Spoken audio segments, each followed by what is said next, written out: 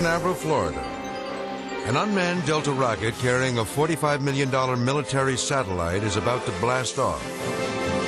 9, 8, 7, 6, 5, 4, 3, 2, 1. 0. We have ignition and liftoff from Cape Canaveral Air Station of the Air Force Delta II launch vehicle carrying the new GPS-2R satellite.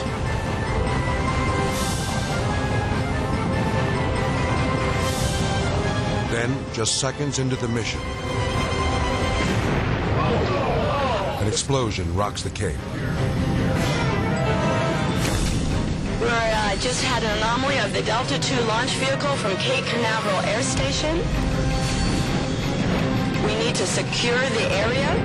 More than 250 tons of flaming debris and rocket fuel rain down from the sky.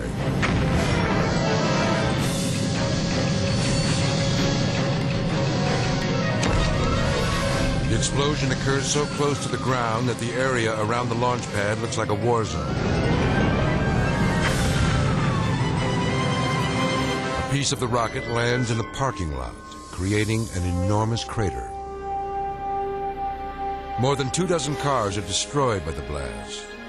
The heat of the explosion is so intense it melts their windshields and tire rims.